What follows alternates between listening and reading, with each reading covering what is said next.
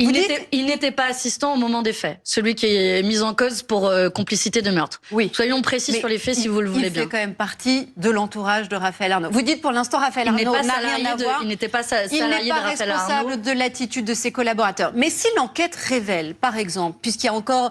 les enquêteurs travaillent encore sur les téléphones portables, sur les vidéos, il y a encore beaucoup de choses qu'on ne sait pas. Si on apprend, par exemple, que Raphaël Arnaud a échangé avec ses collaborateurs, et notamment celui qui est mis en cause pour complicité d'homicide, après la mort de Quentin Neurenck et avant leur mise en examen, et qu'il n'a rien dit. Si par exemple on apprend ça, est-ce que vous considérez à ce moment-là qu'il a été d'une certaine manière complice, ou du moins qu'il est quand même pour le coup vraiment fragilisé? Il n'a pas rien dit, il l'a licencié.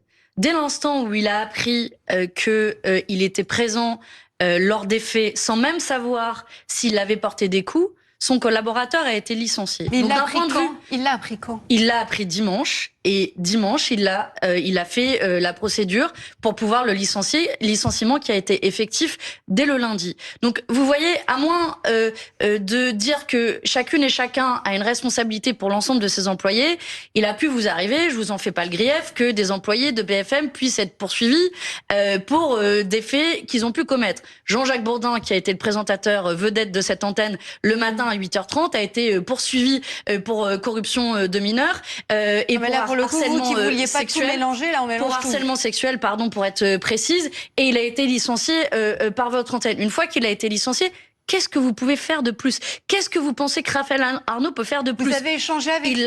Avec Raphaël Arnaud, oui, on a eu des échanges collectifs. On n'a pas à dévoiler la teneur de vos échanges. Non, mais ce que je veux dire, c'est que vous êtes très sereine. Pour vous, il n'a rien à se reprocher. À moins que vous m'apportiez de nouveaux éléments de l'enquête dont je n'ai pas connaissance à cette heure et dont manifestement les enquêteurs eux-mêmes n'ont pas connaissance à cette heure. Si vous êtes mieux renseigné que les enquêteurs, tant mieux pour vous, je ne sais pas d'où vous sortez ces informations. Non, mais à l'heure où on se parle, la responsabilité... Parce que l'un des grands arguments de la France insoumise, c'est de dire laissons l'enquête se terminer, ce qui s'entend, mais qu'est-ce qui pourrait le fragiliser, Dylan Slama, par exemple? S'il y a eu des échanges téléphoniques, est-ce qu'il